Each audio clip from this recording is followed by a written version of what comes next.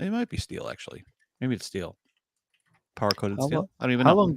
I mean, how long does a standing seam metal roof last? 50 You years? should 50, 60 30 years? to 30 to 50. Yeah, So something like that. that's actually the answer then. There we go. We've solved it. Why? What do you mean that's the answer? Well, because slate tiles can last fucking hundreds of years. Yeah, you still have to replace them, though, right? They still get Well, cracked. You still have the same issue. individually, yeah, but like Yeah. my roof's 100 and My roof's 100. Yeah. 100.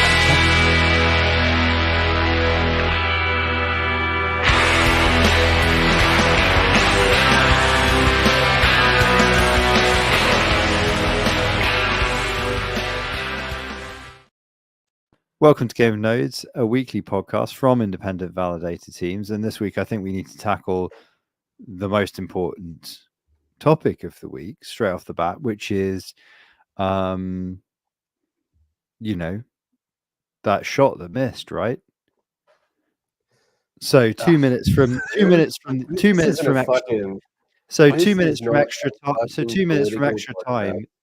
So 2 minutes from extra time, and England are knocked out of the Euros in the final, once again dashing the hopes and dreams of a country. To be fair, it was a cracking save.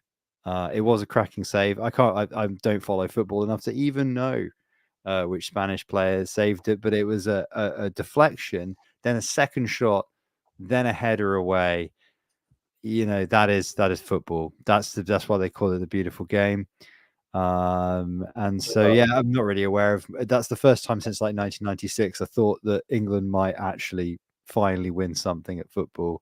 And once again, my dreams were dashed, and I've returned to cycling grumpily because it's actually a sport where I understand it, and people that I follow win things. So that's been my week.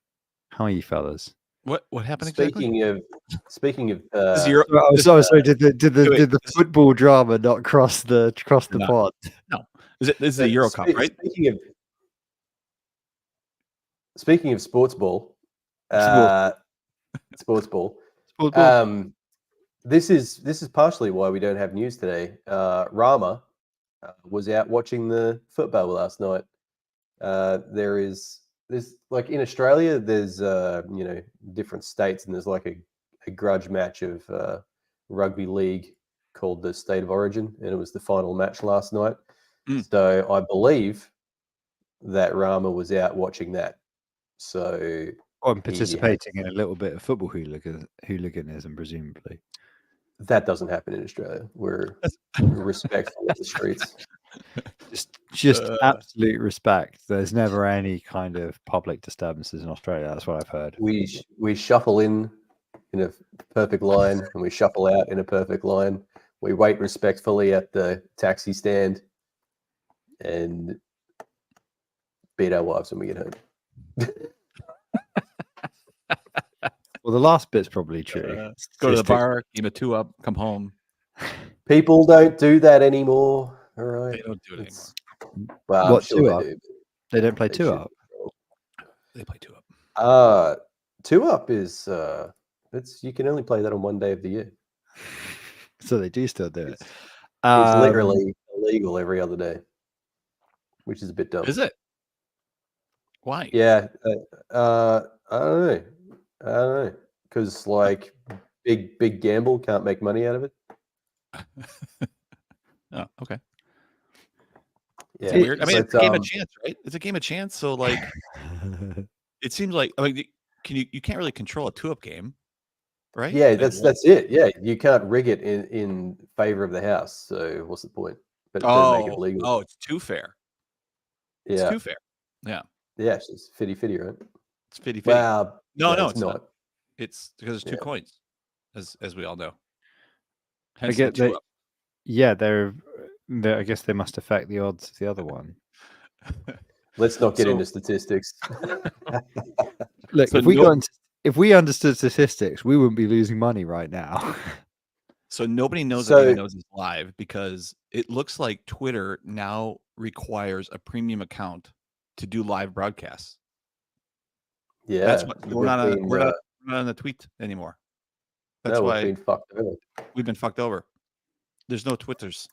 Thanks, This is Elon. Thanks, Elon. Elon slowly nickel and diming Twitter. He had to make Mhm. money out of it eventually, right? So Yeah, from somebody. yeah, Well- game of nodes getting nickel Well, and dimed by. He's not going to The have a world's damn richest cent man. from me. Well, we can take it out of the Damn DAO. you! We don't have any money in the DAO. Oh, everything's What? coming together for us. We must have some money in the DAO. Everything's coming together for us. It's all We're coming broke. We're being blocked all out of coming fucking. together. Big Yeah. Cosmos Energy. Should we make the DAO at ICS stage? Should we? Yeah, Maybe. ICS it. Yeah. Like the Well, we about should like- move it to neutral. At least. look. Do you know what? The joking aside, the hub would be lucky to have us. If we went to the hub, then the hub would finally have a use case, something they've been searching for like 6 years, 7 years, whatever. This podcast Mhm. delivering value every day, baby. Every day. Most Unlike consistent Atom. thing. Other than Terra.de's spam Cosmos prop proposals, this is the second most consistent thing in the Cosmos. It's ironic, isn't it? That's a such a jaded podcast that doesn't even really focus on the cosmos anymore. With no Particularly. viewers. It is actually one of the longest running cultural and technical artifacts of the entire ecosystem. You know, it's not much, but it's honest work. You know, that's Game of Nodes in a nutshell, right? It's not his work. I just put a nice tweet in I was looking for our Game of Notes tweet because I always like retweet that, but it doesn't exist. I got blocked out of the Twitter on my browser, so I got what do they just like unlog you outlog log out you log off you Log you out. from Log you out from all of my accounts on you got unlogged. Twitter. I got unlogged. You got unstaked. You got Unlogged. unbonded. You got unlogged. You got soft slashed. Yeah. Oh man. Yeah. Too So far anyway, away. looking at our DAO, we actually do have 400 USDC. 200 so. of that belongs to Rama. So No. um, No. 150 belongs to Rama. No news this week. no news. Yeah. Fucking Sorry, you get asshole. drunk and you end up at the footy or whatever the hell he is, and you sleep 2 days. You don't get. You're 50 docked, bucks. guy. You're fucking docked. Wait. So you saying that we give shit to Elon for nickel and diming? Exactly. we hold our news researcher to a pretty high standard, to be honest. This is just like this is just like that. It's just like that fucking problem. You know, like this is deep lore. Sorry, but do you remember when PlayStation Network was free and Xbox Live cost money? And like every PlayStation owner was just like, I don't have to pay Microsoft like $20 a month or whatever to play online with my friends. PlayStation's the best. And then, of course, the next version of PlayStation that came out, they were like, introducing, you paid for the same thing that used to be free. And you're like, Fuck. yeah. That's That's how they literally get you. That's how they build these platforms. They free you up, and then they just fucking backhand you with the subscription. they just go bam. Now you need to pay me. Even fucking, you know what's like? So you know, like last year, I was painting model tanks to deal with a nervous breakdown, as is my habit. Right. Okay. So joking aside, like I've obviously got into playing Team Yankee. It's great. It's cool. Don't at me. It's one of the few things in life, right, where you buy some model tanks, you build them, you paint them, and you play a ball. You play a game on the kitchen table, right? There's no subscription. You just need a couple of mates and some beers. I guess you need a subscription to buy some beers, right? But you can buy them from the supermarket. You don't need a subscription. It's amazing. It's refreshing. Love it. Okay. Made the mistake of taking a delivery from my parents' loft of a bunch of my Warhammer for when I was 9 years old. Mm-hmm. Spent some time converting some of it to be valid for one of the Games Workshop game systems. and got in playing that as well. That shit literally has a release fucking cycle for it, and it's not like a subscription, but like you have to pay attention because the rules go fucking out of date every quarter. Because they're like, oh, there was a tournament, and these tournaments are fucking huge. They're like 256 players. Where they'll be like, oh, at the Tacoma Open tournament, and you're like, where is Tacoma anyway? That was a joke. They're like, oh, one of the factions was really unbalanced, so we've literally changed the fucking rule book. And you're like, look, this isn't iTunes, which I know they actually deleted a while ago. Whatever, this isn't iTunes. I don't need you to update my faction. Just play the wow, whatever. Anyway, just want to push some toy soldiers around a table. I don't need a fucking software update. What's wrong with you people? Speaking of that, we should do a subscription for Game of Nodes. Patreon. I mean, clearly it worked. We should start a Patreon just to complete, because this delegation thing, this is performance art, we should have a Patreon. Right? This delegation thing is not doing it. Yeah, exactly. Yeah. And of course, a big shout out to our Patreons, without whom and without a hefty amount of shitcoins cashed out in 2021, we would not be here today. I know.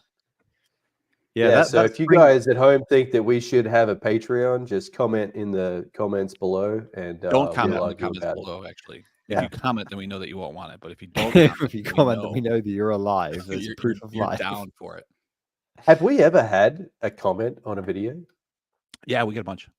Yeah, not a bunch. Like, do we answer them? We had a couple hundred, 120 episodes. So, I mean, the live stuff never counts, right? It's just like other ones. But we do get every once in a while. We get people saying like, "Thank you," or "Nice," or this or that, or "Hey, man, what is this shit?" But we never asked to we never asked to subscribe.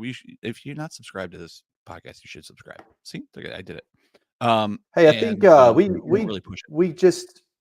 we're almost 100,000 subscribers now, so we're going to be doing a sticker giveaway at 100,000. So, to help us get there, just make sure you subscribe, pass it around to your friends. We're only 999,000 away, so pass it around. We got a clock. We got a countdown clock somewhere.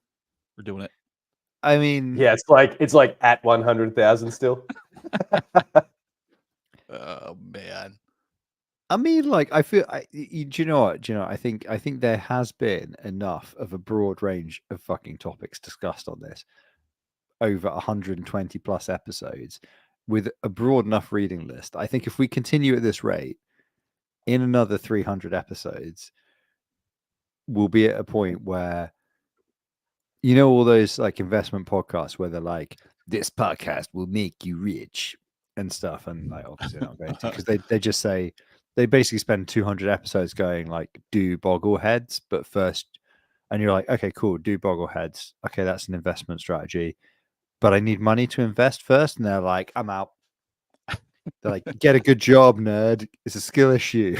And you're like, okay. So that didn't help me, at all.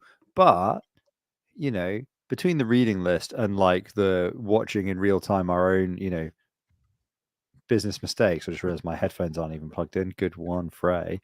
Maybe you could like learn from our mistakes and actually get rich yourself, or like start a business, or just start. You need to get rich. Just start a small, successful business like a coffee shop.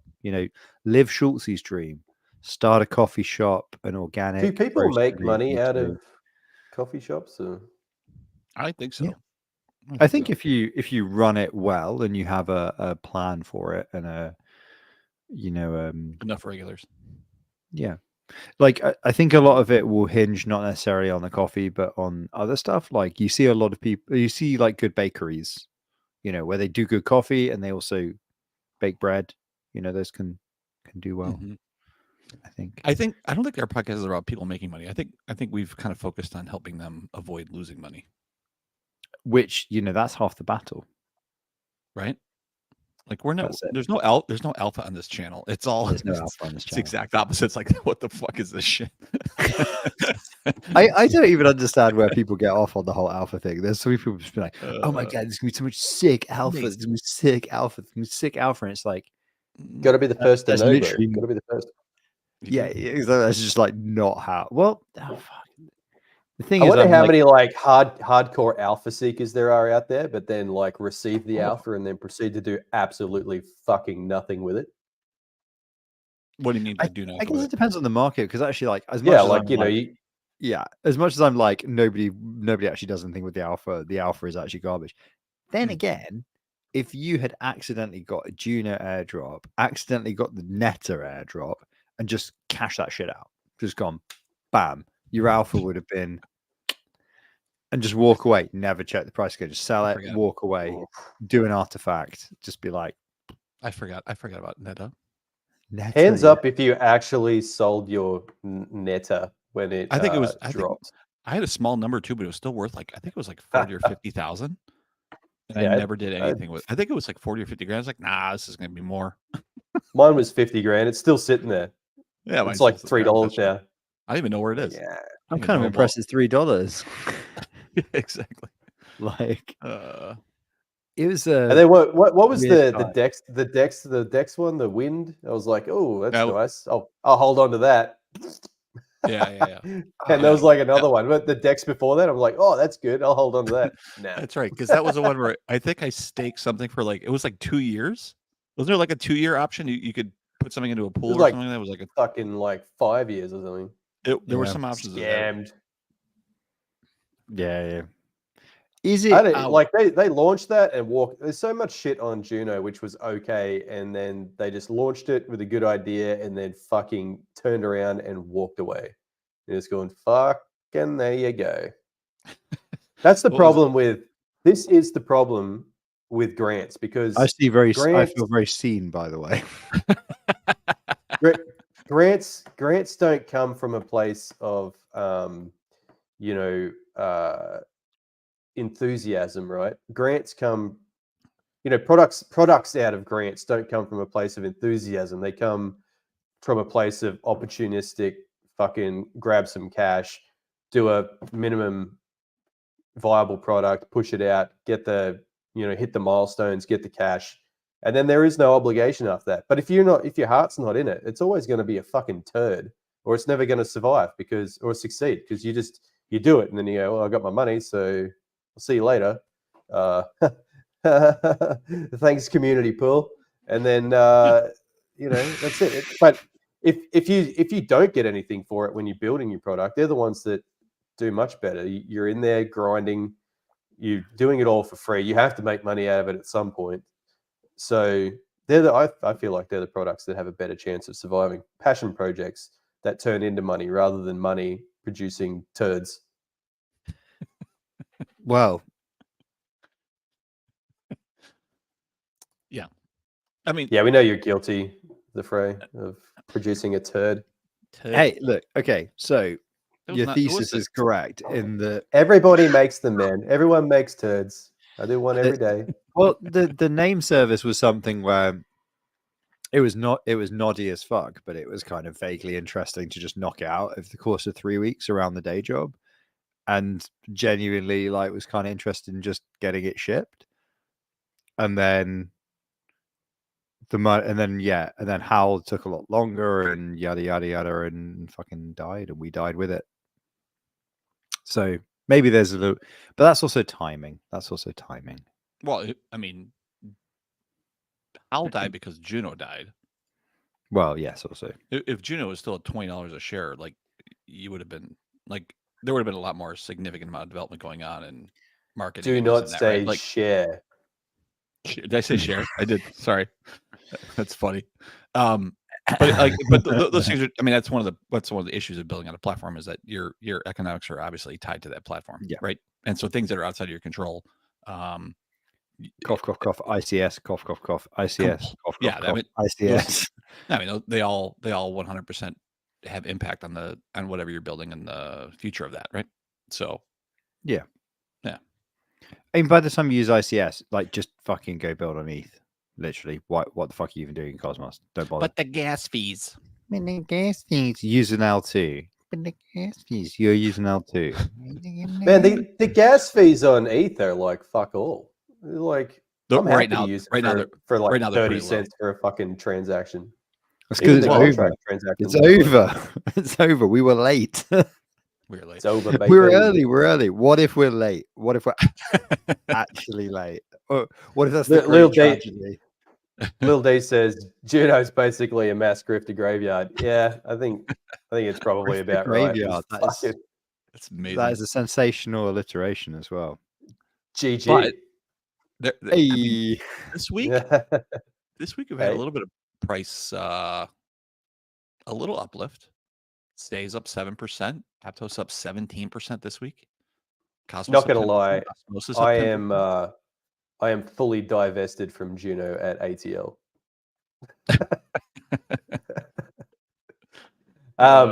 Speaking of speaking of making sales, Yeah. So we just had the end of financial year in Australia, which is the tax year. It ends in June 30, at which point you become liable to the government for the monies, right? So we've spoken before about I do my tax a little funky. It's well within the law. And they've actually, the tax department has given advice on that stuff recently. Like they've changed some things on their website, which now reflects that the way I do my tax is actually legal. Thank you, ATO. Did Now- they call you out specifically? Yeah, no. They said Is there- this is there a- fucking guy. This fucking guy's made it so confusing. We have to follow his method because we don't know what the fuck's going on. There's a /kingdoms.html page up there. Yeah, exactly. Yeah, tax/business/king nodes. Slash this Slash fucking what the guy. fuck. Not HTML.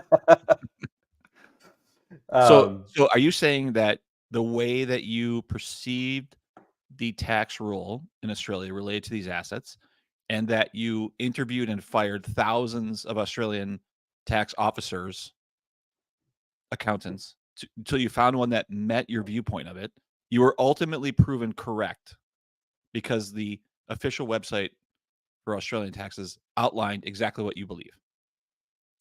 Yeah, I talked to a tax barrister, which is a tax lawyer.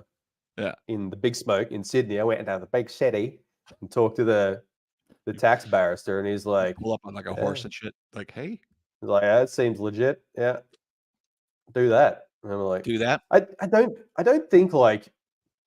don't think you would get in trouble if you were trying to be in the spirit of paying the goddamn tax. Like, I don't think the government's going to come down and go, "Hey, man, you done fucked this up. But I see you've paid a shitload of tax. Right. Like, we might just have to go back and figure this out and give you a little fine of $100,000." Yeah, no, I would agree with that. Like, unless you're being extremely malicious, usually they understand that it's confusing and there's a rule associated to that, and it's a lot of it is usually based on interpretation and some of these types of things, right? And honestly, Whether they that makes sense. probably wouldn't fine you if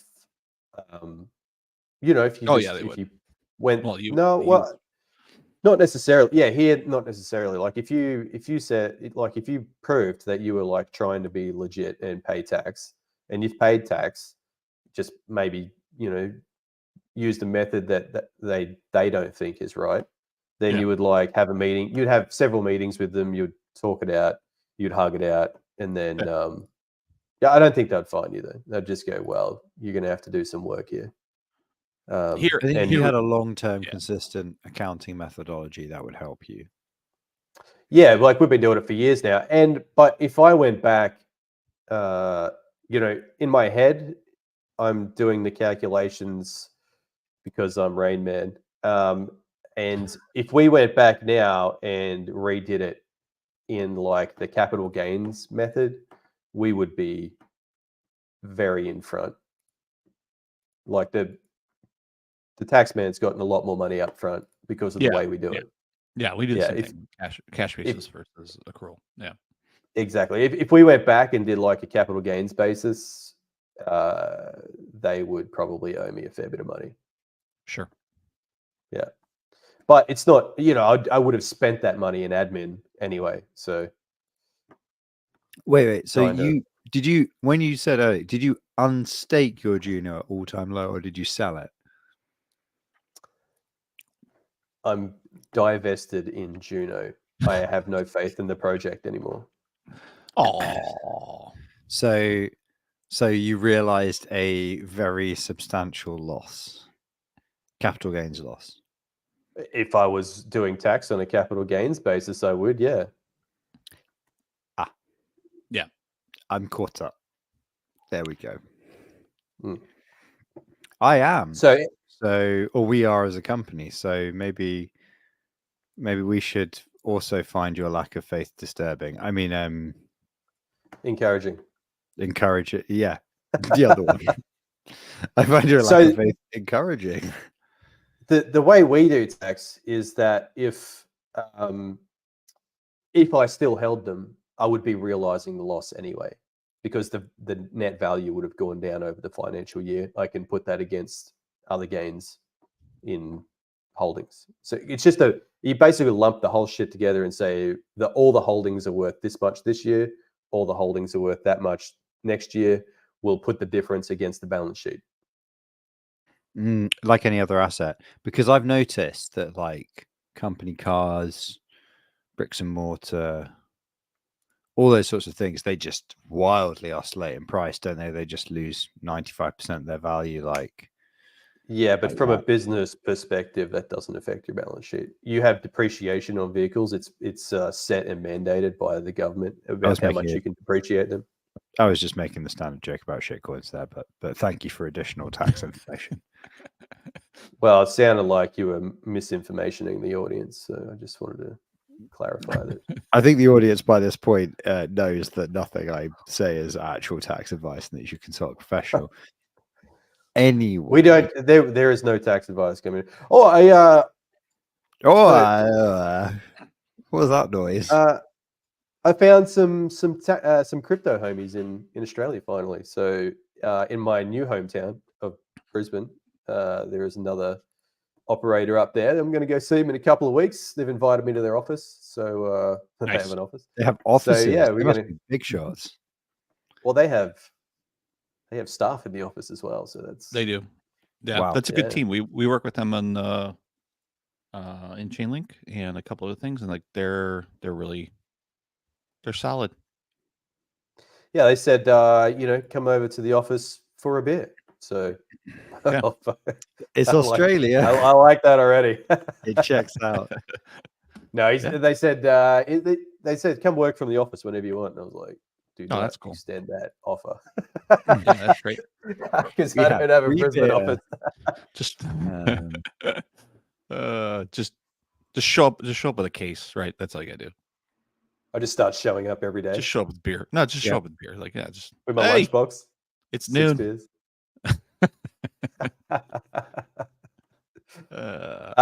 So we're moved up there now. We're in the process of acquiring furniture, and I abandoned my very pregnant partner yesterday on the same day that we had quite a few deliveries of furniture items, and the delivery man didn't unbox any of it.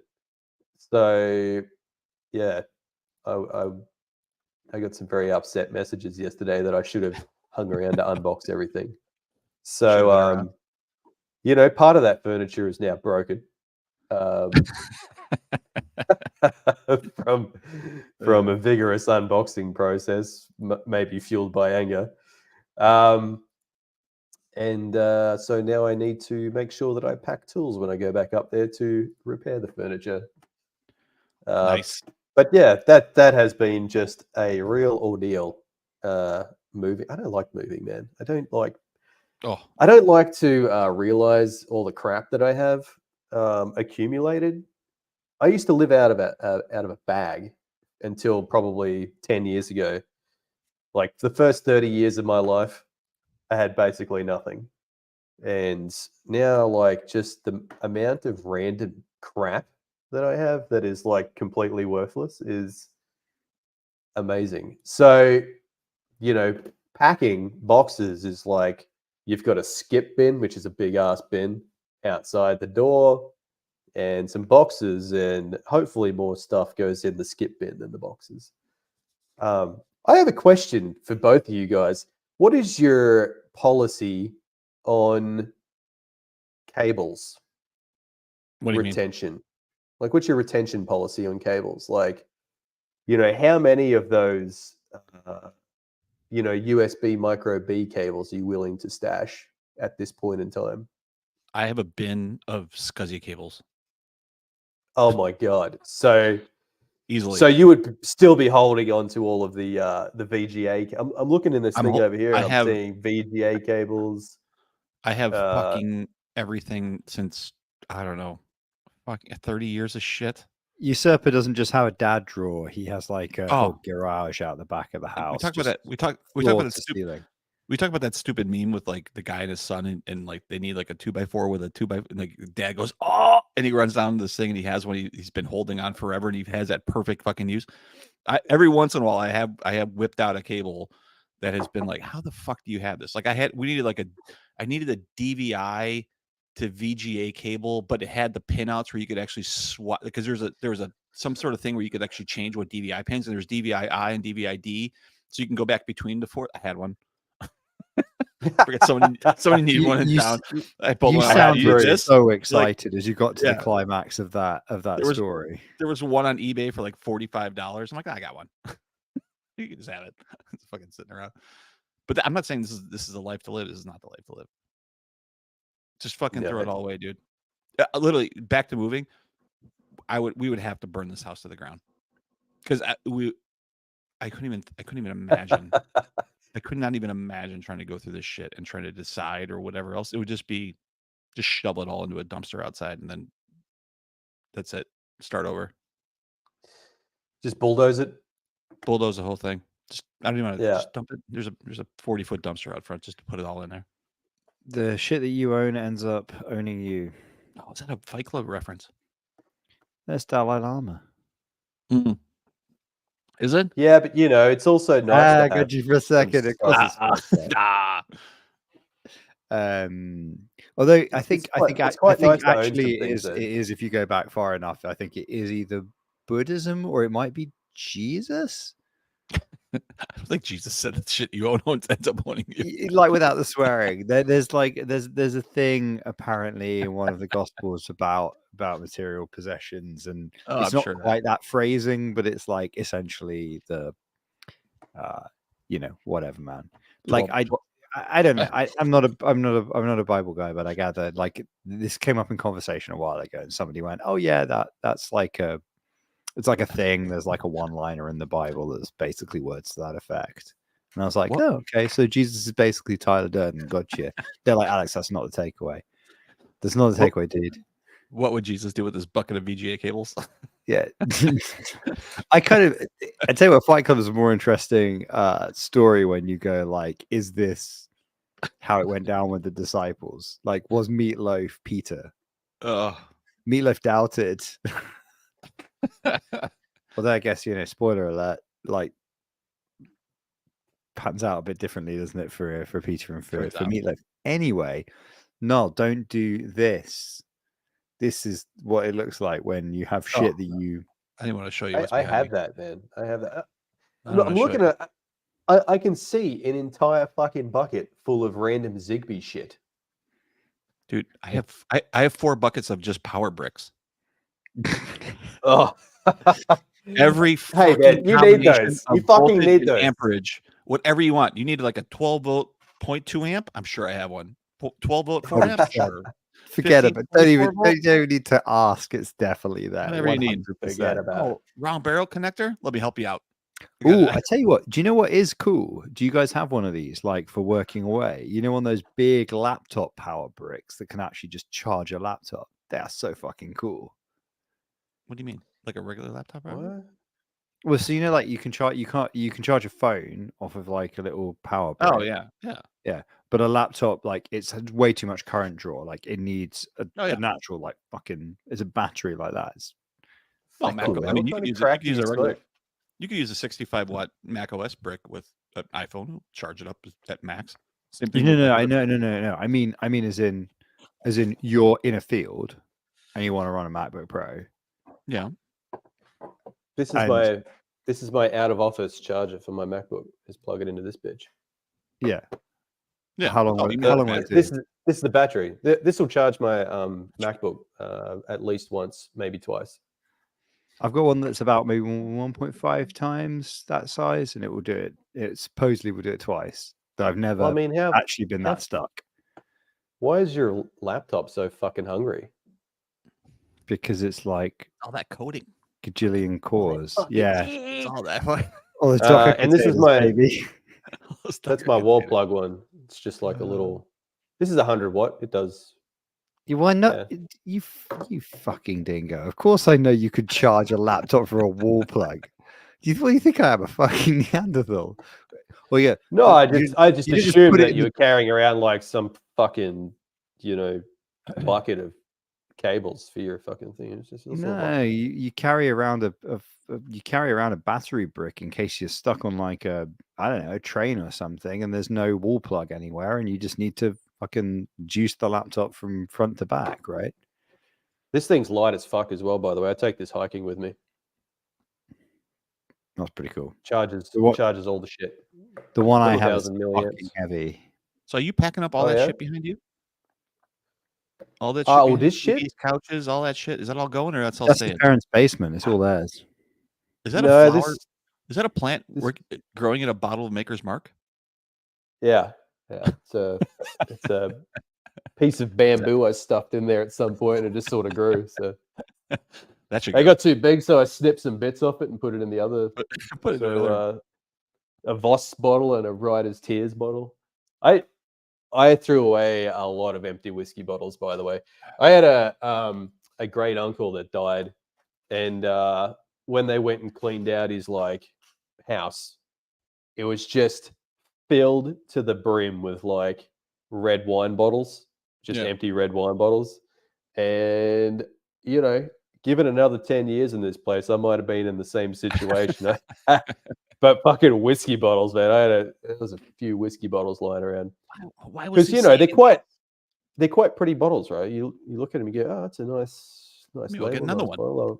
bottle. Yeah, exactly. I have to get more of those and just put them on the shelf, More of those, filled with exactly. shit, so I can drink Yeah. them. That's right. It's pretty. Yeah, I've tried to give up drinking before. It's I'm an alcoholic. I think I'll that's just not fun. stay that way. Yeah. That's no fun. No, I mean not a legit alcoholic. I just really like it. My partner's like, so you're gonna stop drinking while I'm pregnant? I'm like, yeah, man. Mm-hmm. That did not happen. So You'll slow down after. yeah, I mean I don't want to be a deadbeat dad, so I'll probably have No, to. it just. I mean, yeah, because you're just up so much. just don't for have time the for it early anymore. days. You're not going to have time. Yeah, it's one you're of not those going to have a free hand or time for the next Yeah. ever. So you may as well just No. not bother anymore. First year after you get past that first birthday, it all. It does get a lot easier after the first year. To be fair, Yeah, that is true. it That'd be does. my review of fatherhood so far. Yeah, I mean, they learn to walk, they learn to talk, and all that stuff happens, right? And they end up wiping their own Yeah, ass. although they really also have the period I'm at the moment where they want to walk, but they can only walk a short distance before tumbling over. So they instead come up to you and raise up their hand to walk with you, which is very Yeah. cute the first few times. When your lower back is completely fucked several weeks later and they're still doing it and they're like wanting like several hours a day of that, you're like, I'm fucked. I can't do this anymore. I literally can't. I'm gonna die. I'm in searing pain. And they're like, Yeah. smiling up at you, and you're like, I'm gonna burst into tears. I can't do this anymore. Yeah, but the sad part about that is that at one day they never ask again. Oof. Forever. Oof. Forever. They never ask again. They're too big, right? So you got to enjoy those days because unfortunately they get older. They're numbered. They're numbered. Yeah, Oof. the number of days where you can pick somebody up and as much as it hurts, those days are not infinite. They stop. At some point, they're just too big, or they just don't care. They're like, "What are you doing, dude? Get off me!" What are you doing? Like, what are you doing? It's like, what? Get the fuck off me, man. At some point, at some point, my kids will be carrying me. That's what's going to end up happening. It starts to Yeah, I guess do a role that- reverse after a while. Yeah. That Yep, checks out. That checks That out. checks out. Yeah, exactly. Help me into this chair. Yeah, but that's the one thing is like you go through these different periods, but they all haven't. They all end. They all end. Nothing's forever, Oh. dude. Nothing's fucking forever. You know what they say, like at some point you look back, the footsteps on the beach in the sand, and there was only one set of footprints. It's when And that's because Jesus got fucking tired of your bullshit. it's left you alone. That's Went when your to the kids are pub. So anyway, Serpa, to answer your question, the TV's going, yes. The rack, the Is that a server rack? small Is that rack, is that a half that is rack? a server rack. That's a half shorty. I used to have one of those. It's not Yeah. coming. It's going to the wheelie bin. Yeah, The couch will be yeah, coming. yeah. It's going in it'll be probably not in the office. It'll be in this little TV nook. And the fridge is not going, and the freezer is not going. And then I'll put a match to this place as I walk out of it. Yeah. Yeah, just Sick. light it up. Yeah. So when the That's the ATO funny comes for that audit, they can, I got file a a half rack. bash. I bought a half rack like that that I had in this house it was for 10 years or something like that. It had wheels on it. It was totally nice. And I stuck it in a spot that I actually had to take it apart slightly to get it in there. Because there's a small, there's a utility kind of closet where there's a small door and all that kind of stuff.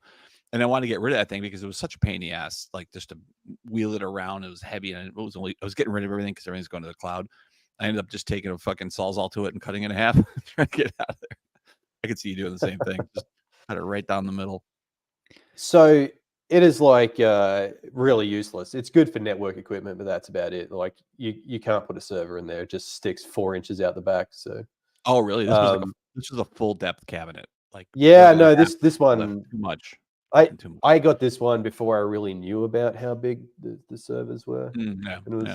So I think it's maybe 600 deep, which is no good. All my servers are like a meter, so it's no good. 600 man. is probably for audio equipment. Then it could be for audio equipment. Then it's probably like network, just they sell network, network switches and audio stuff. Like typically, audio ends at 400, I think, like max. Yeah. It's got a battery backup in the bottom of it and that type of stuff. I don't know if I'll run the battery backup in the new house. I don't think I will. But my internet keeps. Last week I was talking about how good the internet was in the new place, and now it's fucking drops out 4 times a day. So I need to call up my provider and tell them to pick up their socks. Yeah, exactly. Yeah, I'm not sure if it's the national network that's fucked or if it's the ISP. The way the internet works in Australia is the government owns the whole network and maintains it, and then providers can they just pay a fee like for each communism. Yeah, I mean you can have other providers. You can go get Elon's bullshit on your roof. Actually, I just saw yesterday that Starlink is now in electrical stores. You can buy it off the shelf. They got that new little gizmo. Yeah, because Starlink used to come in a box this fucking big, right? Enormous. And now it's so big you had to have a ute to carry it around. No, Frey, you did not have to have a ute. But now they're little. You had it in your ute though, right? I did have it in my ute, yeah. Yeah, thank you. But it wasn't a requirement. But anyway, now they're quite small and portable by the looks of things. So I don't know. I don't need one. When you get called out in a stereotype, when you get called out in a stereotype, and it's totally true. But it didn't have to be in my ute. It didn't have to be in my ute, and yet didn't need to be, man. Of course, yet it was a ute. And nobody's surprised. I have a crypto question. You want to talk about that? Yeah, are we done with Game of Homes? Game of something. Oh, so I found out something today, which was that I've been going through ethics stuff for a really minor thing on this paper that I nearly finished. There was something that I was really pleased with myself about in the paper because I haven't seen anybody express it that way yet. I was talking to somebody earlier today, and they were like, "Oh yeah, I think the Law Society is about to put out something that clarifies all of that." And I was like, "Cool, yet another thing I'm late to the party on now, thanks to just not finishing this fucking paper." Anyways, that's my life. Nice. Will my paper get out before the Cosmos ecosystem finally dies? My paper about the Cosmos ecosystem. What will come first? The publication of the paper or the complete death of the ecosystem? Probably my paper, to be honest. But was there maybe another topic you could have picked? yeah, certainly not money making. That's not something Oh yeah, that's good. that would I guess be in a different ecosystem potentially. So here's my Null, here's my you had crypto a question. you had a crypto? No, I do. I have a You crypto have a question. crypto question? What is I it? do. So Let's go. Let's do it. so we're working with a chain. It's Say that we're working with, and We're working with the chain. It's set. it's Say. It doesn't matter. I guess I was thinking like it mattered, Yeah, but it doesn't matter. So on the EVM side, so they have both the like traditional Tendermint piece, and they have some EVM, whatever it is, a WASM thing or whatever the hell they do. Right now, I think they have a gas price. So the gas price for a traditional native Tendermint, like a min gas price for the Tendermint side. And if you run an EVM transaction, it's like 1 Gwei or something like that. And I think Say might even refund that on the EVM side right now. So there's maybe no gas on the EVM side. So the Atlantic 2, which is their testnet, went totally apeshit today. I don't know if you even saw it, Null, but the block times went from 300 milliseconds to 3.5 seconds. There was maybe 1,000 transactions sitting in the mempool. And so we do some work with Particle Network. Particle is using Say testnet, and they're dumping a ton of transactions into Say into the testnet. And what we're seeing is that this is my misunderstanding of gas. So what's happening is that they're submitting it with a gas wanted. And maybe Frey, I don't know exactly how gas wanted is calculated, but I thought it was the client dictates that, or I don't even know where the hell that comes from. But their gas wanted number, since they're getting refunds on gas, the gas wanted number is like 10 million, which is the complete block, because there's a 10 million gas limit on Say. So they're dumping transactions in the mempool. The gas wanted is 10 million, so it takes the whole block space. The gas used is like 100,000. So that when it actually goes through, there's still only 1 or 2 transactions in every block because this wanted number is fucking ridiculously high. So it uses like 1% or 4% of the actual gas space. And then all these mempool transactions back up because there's only 1 transaction a freaking block. And then the mempool fills up, and then the price feeder fails, and all this shit goes to shit because. So I ended up having to block them. I ended up having to, because they're all at 7 core RPC, and the Say team asked us to block them. So my question. So who was submitting those transactions? It's a Particle. They're doing a bunch of testing within. I don't know why I don't know what those. I guess those transactions are pretty complex, and they do take a lot of time to process, which we've seen, and we've seen a huge amount of like multiple rounds in blocks as well, and so it kind of went a little bit nuts. But we've seen that the gas wanted numbers are like really high. It's like 3, 4, 10 million.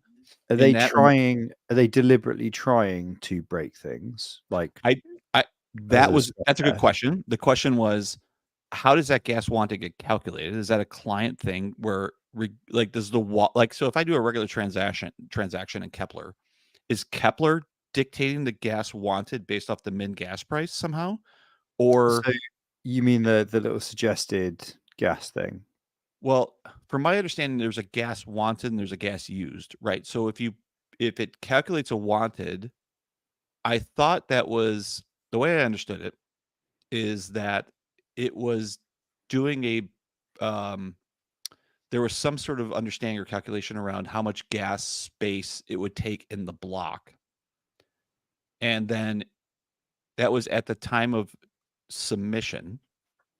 And then if the gas used was over that wanted, the transaction would fail. Like it would never make it past the mempool, right? That's not right. It is the gas wanted is just what you specify when you make the transaction. You know, when you're doing a command line, you just say gas 200,000. That's gas wanted.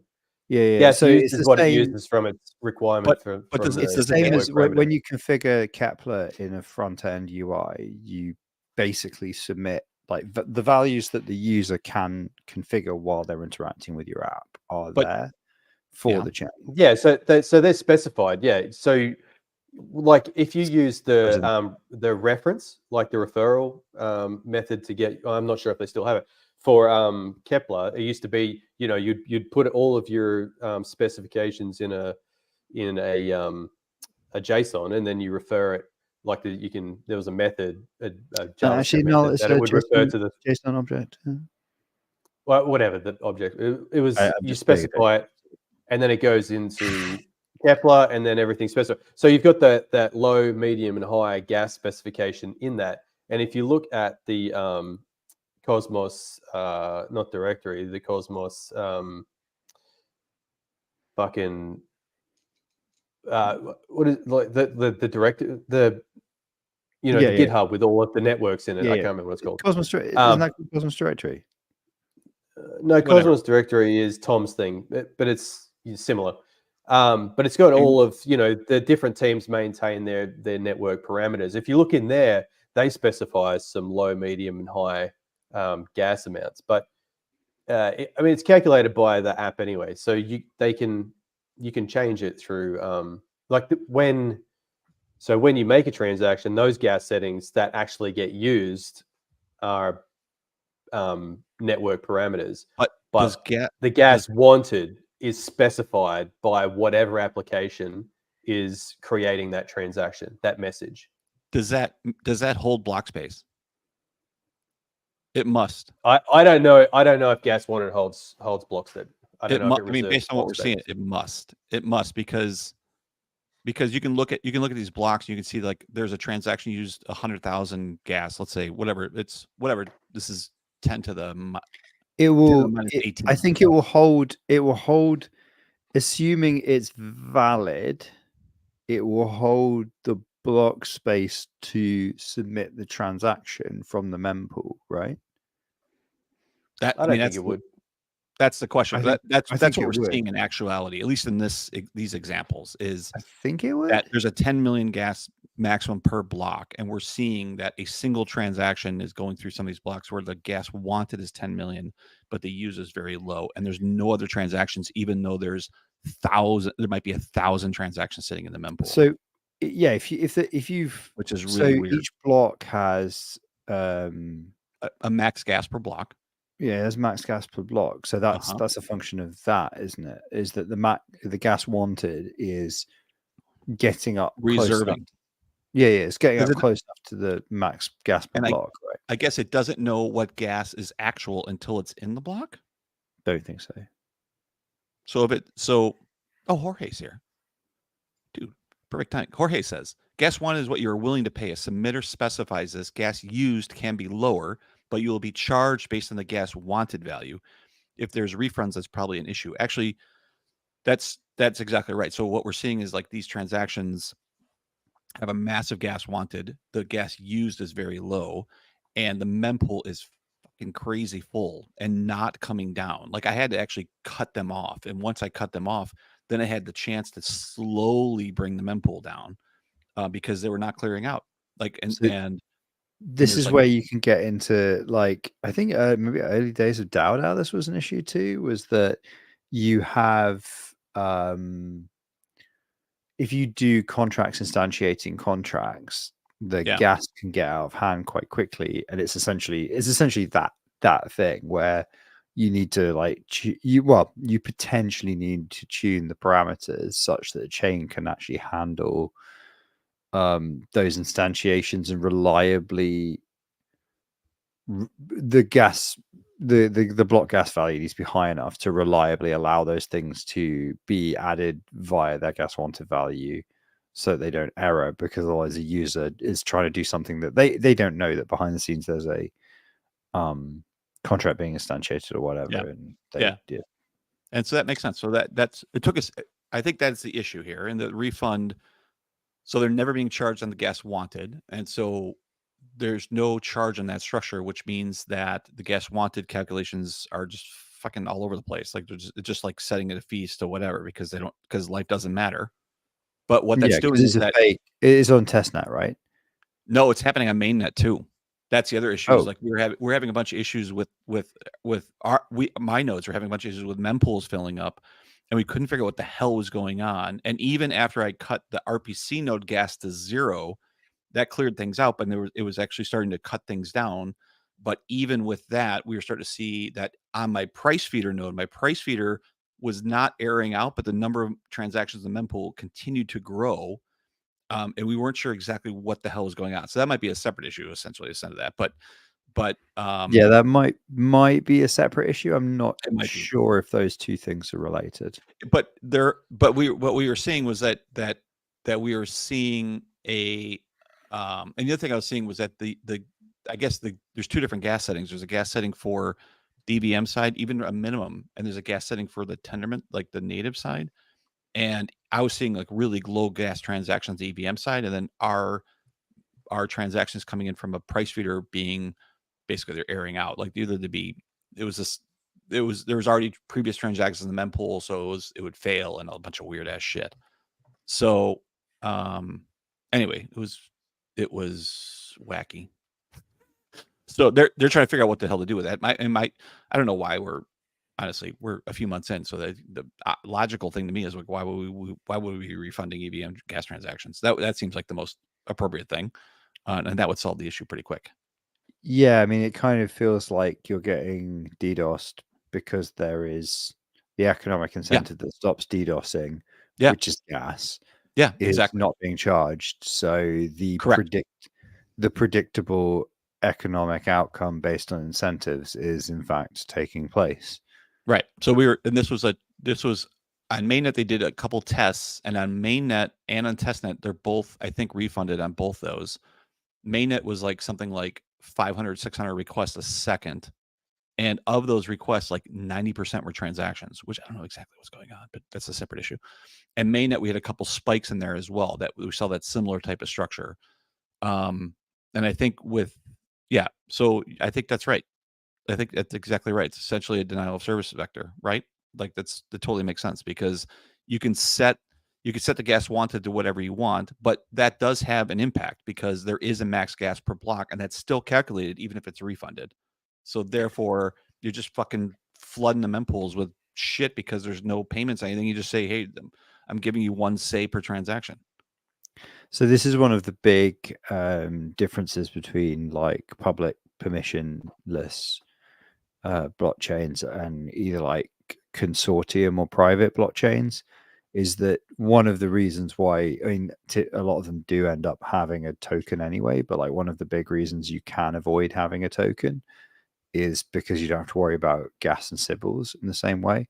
I mean, Sybils is another story actually, really, because Sybils you actually can't really meaningfully defend against, even though people kind of make a lot of huff and puff about it. But yeah, it's kind of like part of the reason that you need an endogenous token that is related to the it's the gas. So this is actually another interesting corollary of this, or at least interesting to me, a complete loser, is that I was having a conversation. My supervisor is very involved in ISO standards committees.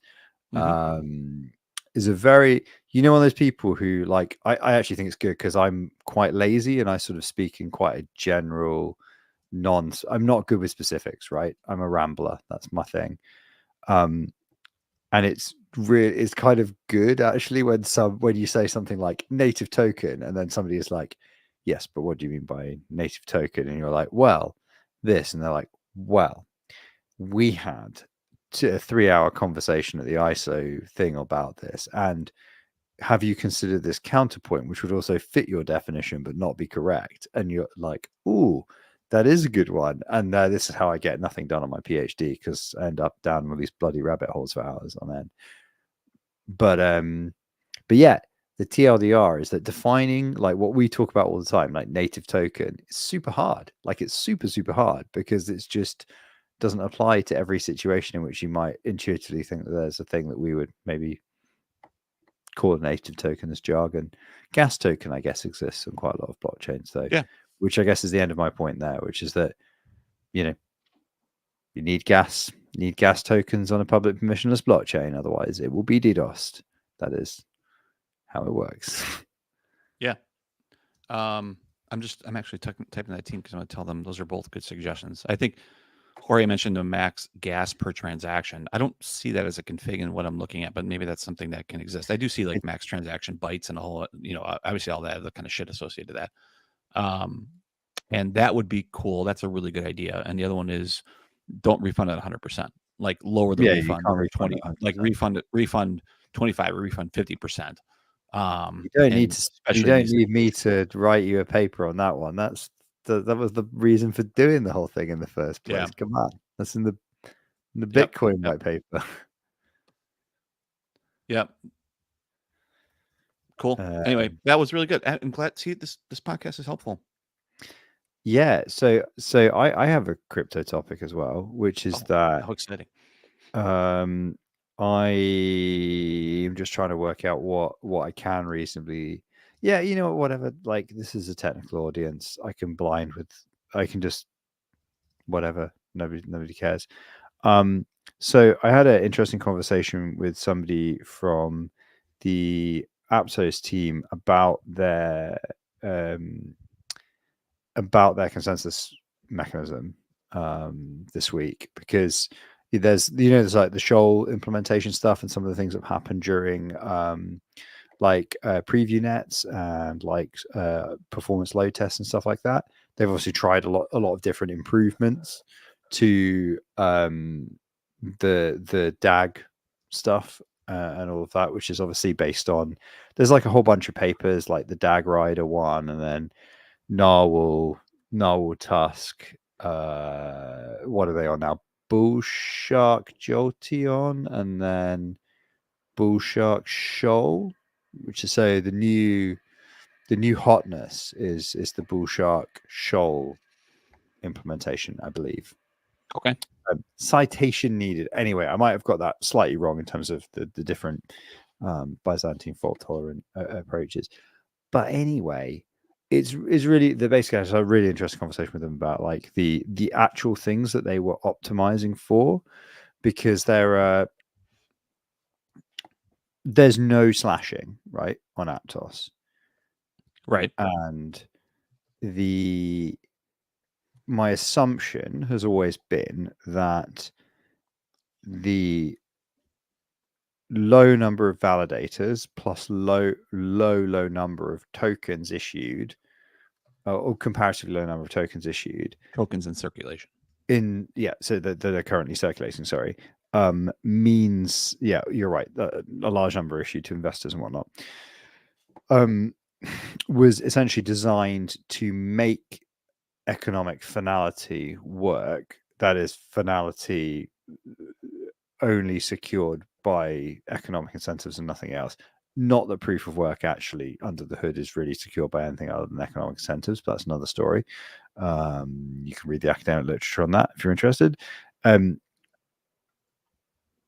But the thing that you kind of then go is, okay, well, but if you just deployed Aptos, right, but without the VCs, without the implied market makers and all that sort of stuff, would it work in its current form without the slashing mechanic? Like, would validators just be down? Because the reason validators are up in the current mechanic is because it's still profitable to run a validator, right? Unlike the Cosmos, shockingly. And the answer, I think, is no. The answer, I think, is like the thing that protects Aptos from competition, from just like forking Aptos, and the same is probably true of Sui as well, although obviously like the implementation is different, is that you actually can't deploy it and have it work without all of the additional economic infrastructure of like VC cash and market makers and yada yada, because it has to be substantially profitable enough for all nodes, including ones with a much smaller staking base, to actually be up. Well, no, I mean, you only need 66.7% of all voting power, so actually the smaller nodes can go hang at the end of the day.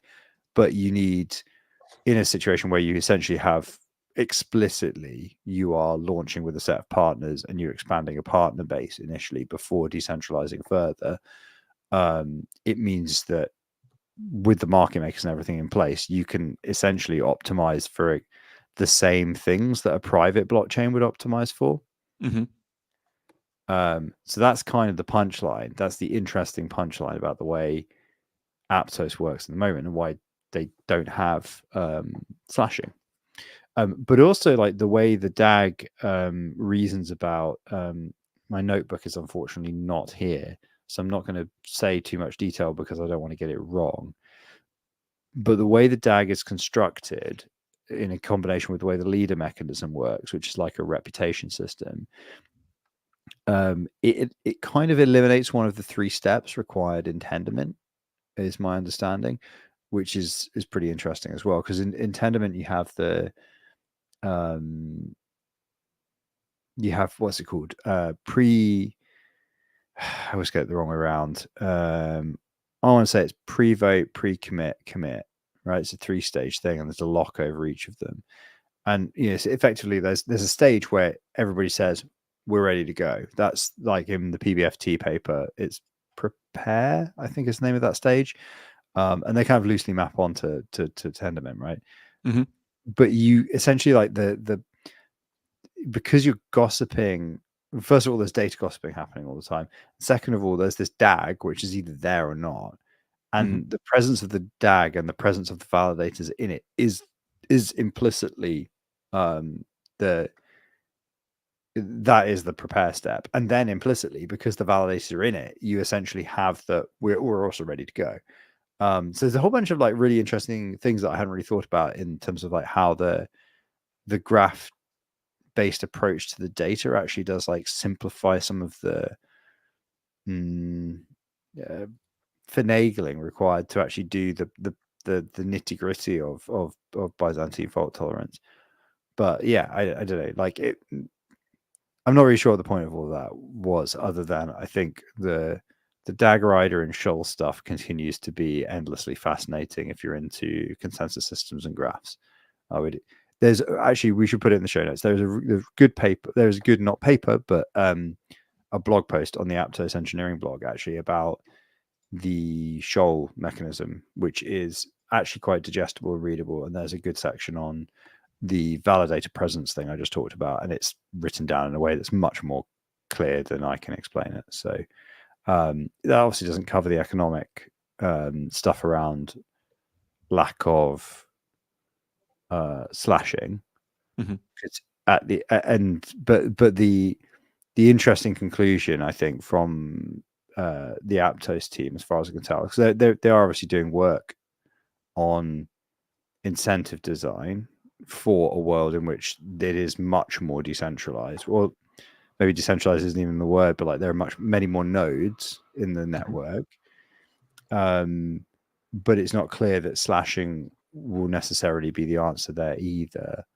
And there's a kind of a general sense that slashing hasn't necessarily worked as intended as an incentive mechanism elsewhere. And so part of the motivation for the way that they've scaled the network so far has actually been to avoid having to implement something that would be difficult to roll back on later. And slashing is difficult to deal with later, right? If you implement it, you're kind of stuck. You're stuck with probably upgrading that rather than necessarily ripping it out, starting over. So, yeah. But it's interesting, obviously, that assumption can only really hold the assumption you don't need slashing. At least in the view of those teams, kind of only holds in a situation where you're not yet in an adversarial situation, like a true adversarial situation. Like you don't have Byzantine behavior happening. You don't have large nodes with significant amounts of stake going away or not upgrading. Cough, cough. Every time you're waiting for a top 5 validator in Cosmos to actually upgrade their node. Those sorts of situations haven't happened yet. So, I mean, there's just a whole bunch of stuff there that I think is quite interesting when you reflect on like the luxury of a top 30 blockchain versus, much, much smaller market cap blockchains. Why did you even have this conversation? I thought was this related to the work you're performing and kind of in relationship to the Cosmos stuff and everything else we've been talking about? Or is it like, where did they come up out of that, or where did they come up out of? It kind of came up because I was reading, like, I've been reading the Scholl papers and all that sort of stuff anyway, because I think like the work around Narwhal and everything is like, it's the cutting edge of practical Byzantine fault tolerance, right?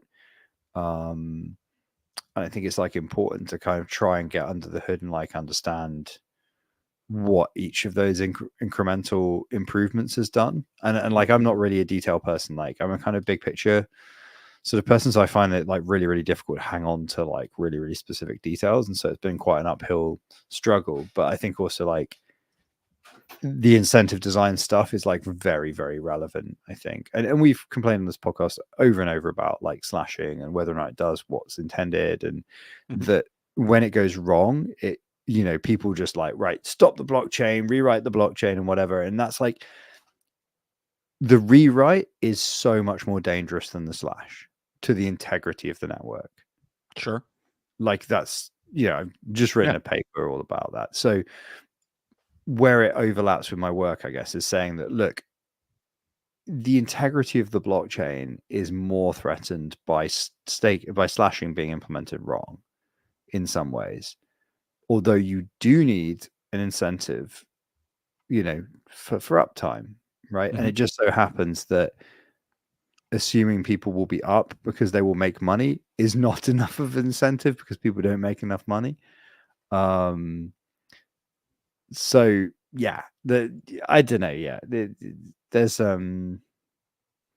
it's the beginning of a thread of inquiry, I guess. Like, you know, what else is there? What else can you do in that space, in the incentive design space, rather than just the protocol space? And I think that the idea that you can encode, of how much you can actually encode implicitly in the consensus DAG is just, all that stuff is just super interesting. I don't have any big insight of like, and here's my, no, the people that wrote that design those things are just very clever people in a way that I'm not. But I'm just continually impressed by some of the elegance in that design, I suppose, is my takeaway from beginning to understand some of that stuff a little bit more. So, and consensus systems continue to be cool. Who knew, right? They might not be making it. They continue to be cool, so you said. Yeah, it's been pretty cool, but it's getting cooler all the time. Yeah. So yeah. Anyway, but like, yeah, that was cool, and also I think the other thing was it contextualized some of the work that's happened in these preview networks and whatnot, where we've been, you know, running this stuff at scale to see how it works and how it doesn't work and whatnot. You're kind of like, okay, that's cool. But I think it's also like, it's kind of interesting to see it's kind of interesting to see incentives being designed in such a way that, you know, it is about crash fault tolerance and it's a public permissionless blockchain, but actually like under the hood, from an operational standpoint, it's treated like a consortium blockchain. And that's like, it kind of comes back to the like, well, look, our Cosmos blockchains functionally consortium blockchains if the top 5 validators are Cosmos Station, SG1, right, you know, whatever, like, kind of is a consortium blockchain, actually, isn't it? Right. And it's all about measures of decentralization. Like, you kind of always end up back on the same subjects, like that however you're the way that your protocol is designed, like it's always going to be it's kind of, it's just this balancing act between that and the actual incentive design mechanism when you have the economic finality in mind, I suppose. Like I said, there's no big like aha moment from this. Just like, you know, this is the stuff that I'm into right now, and I'm just like, man, really interesting to see that trade-off between CFT and BFT, I guess. Doesn't matter. Yeah. No use cases. Fucked. Doesn't matter. We're in crypto winter again. Who cares? Like, I don't know why is everything not pumping. Let me rephrase that word. Why did everything bump up a little bit the last couple of days? I think hasn't the German government finished selling up all their crypto. Oh, but it wasn't the German government, right? Isn't that a misconception? Well, someone was selling a lot, and they're done Yeah. apparently. Or selling, they were done selling Bitcoin. Is that what it was? Yeah, there was just a couple of entities. So there is. I thought it was the German government, but whoever it was selling off some seized Bitcoin, and then Mm. there was also the Mount Gox refunds going out. So Oh, really? yeah, Yeah. the Mount Gox refunds, which are like hundreds of percents more than the amounts that were stolen. So nice. It's like the FTX too, right? They're like, yeah, you all got ripped off, but we're giving you 140% back now. Thanks, NVIDIA.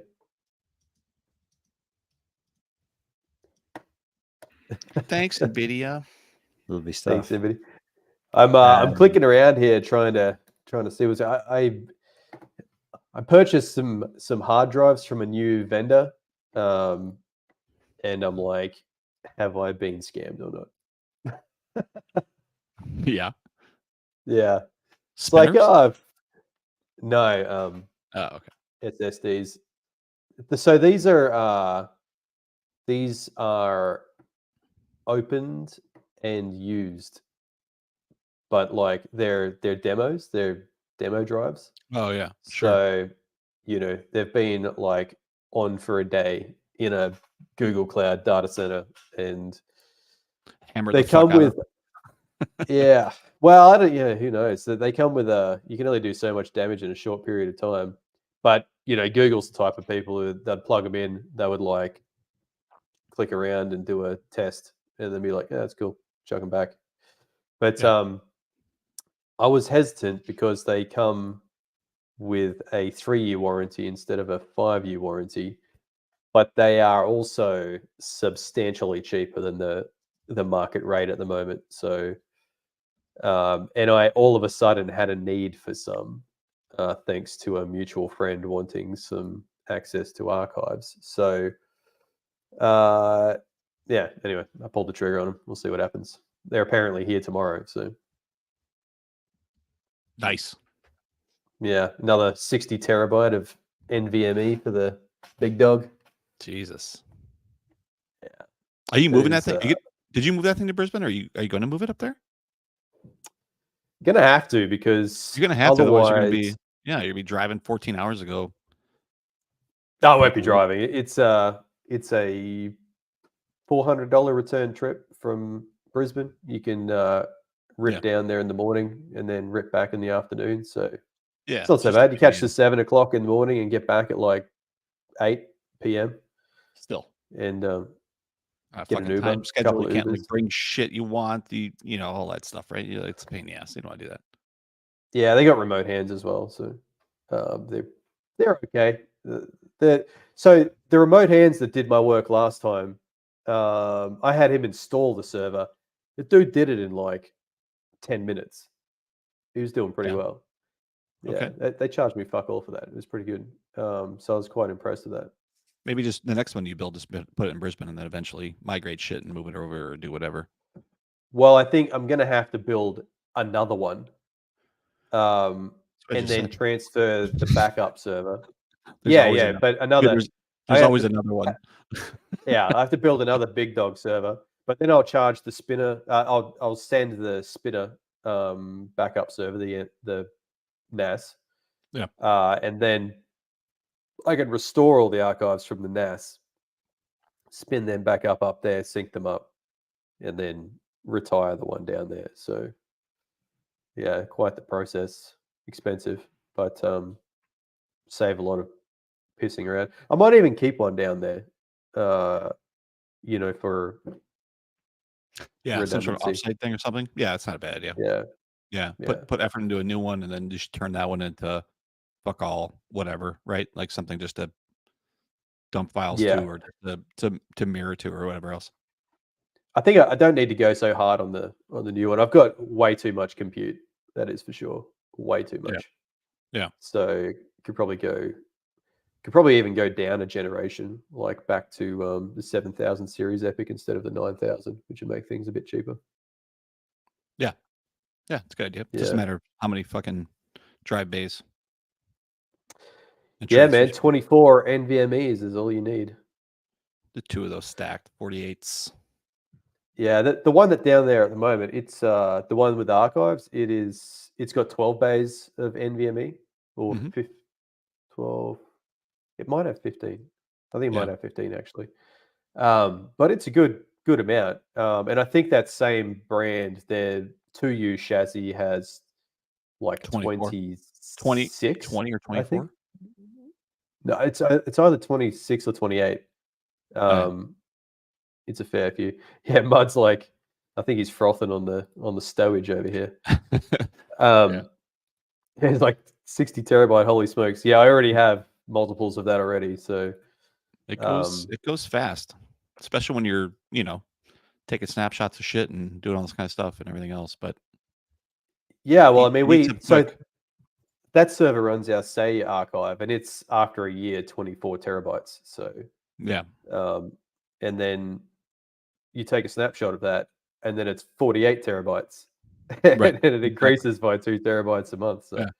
Yeah. it's so the problem we have over there is that they're still on the old DB. They're on, before they changed Yeah. over to Say DB. Yeah. And so all of that new data is coming in the old way that just gets stored and stored and stored instead of the new Say DB, which is way more efficient. So we're hoping that eventually they get the dev time to be able to build basically an app that will. So there's two ways I believe they can do it. They can have another application which will transform the database into a Say DB compatible situation. Mhm. In which case would probably have to keep the old DB anyway, as just as a file, Mhm. in case they have an issue with later on, maybe something didn't transfer over properly. It might have to be redone. Yeah. So there's that option, or the other option is to go back and what would it like update all of the original apps along the way with Be the SADB SayDB compatible. code. That'll Yeah. never happen. And then resync Yeah, that would never all the happen. way. So I mean, a fair bit of the other thing resyncing. honestly, what I would probably say is because SADB came across before the EVM thing, right? I I would let the current one run as is, and you're gonna have less and less customers who give a shit about anything pre-EVM. And I would think most of the requests that you're gonna get are gonna be from EVM block 1, which I forget what that block 1 number was. And if you had a SADB node that had everything from that block height forward and, like, actually had an export at that block height and, like, creating the new Genesis at that block height and then synced from that would probably handle 99% of the requests you're gonna get. And then you can let the existing one grow. And at some point, I would think that, um, that that will be like, you could probably end up turning it off and archiving it. You know what I mean? Like, So I'll tell you something that you can't do at the moment, and that is state export of what? on Say. You just can't do it. Oh, you can't do a state You can't. export? No. Oh, Well, that every oh, time I've tried, it dies in the arse. is that a RAM issue? Is that just run out of the memories It's not that get in OOM. It just dies. just says no? Oh, that would have to Yeah. be something that to be solved, because I think otherwise you're kind of screwed, right? Because you'd have to find a way to. Could it I do. be could it be file handlers? Because it's creating a shit ton. I don't know how much it's serious. I assume it's serial, probably. So maybe it wouldn't actually open that many file handles. I don't know. This server can handle a lot. It's got a terabyte of DDR5 baby, so that's a fair bit to fill up. Yeah. And it's got unlimited file handlers. So, but I don't know. I've tried it a couple of times. Tried it on multiple servers. I just can't It Yeah. won't work. So That would be that seems like that would be worthwhile. I mean, realistically, do you really need a SADB export from Block 1 on that network? And I would think, who gives a shit, right? Like, because there's kind of two. It's really two networks here. There's a network that exists, and it's still, I mean, it's still going. Don't get me wrong, but then I think most of the requests you're going to get are from EVM Block 1, which is whatever that was, 6 months ago already, 4 months ago. yeah, I mean, I can stop it and just run it as a secondary anyway, with just not Yeah. syncing. Sure. So, Sure. I wish I had a snapshot of that from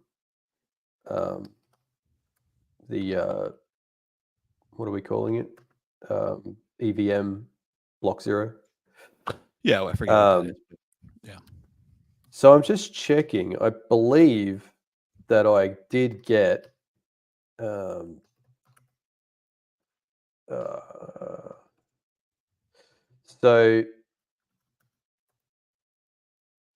I have a So Rama's Wait. asking in the chat, are we going to ignore the biggest drama of the week with SailDAO, which was not only commented on by the news reviewer of this post, but arguably was created by the news researcher of this podcast. Like, once again, Rama is creating the drama in the cosmos and reporting on it.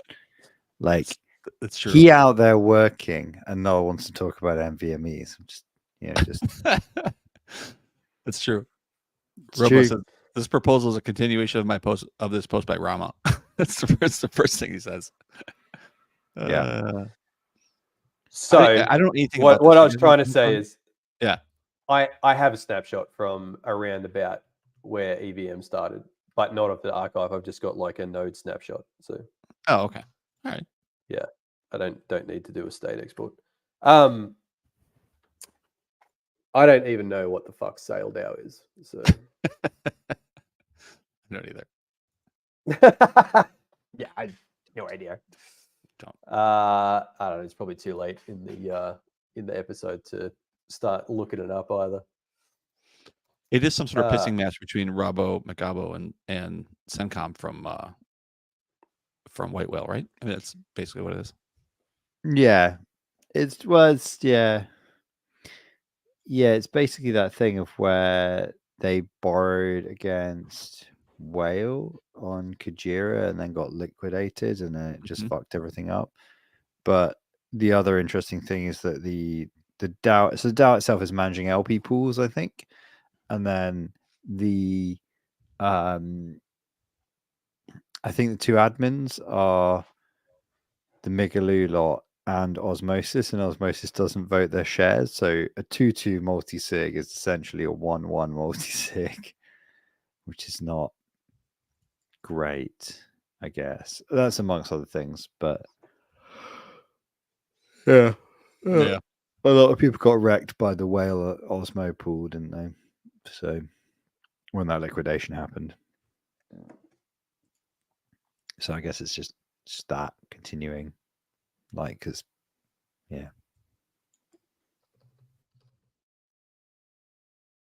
I mean,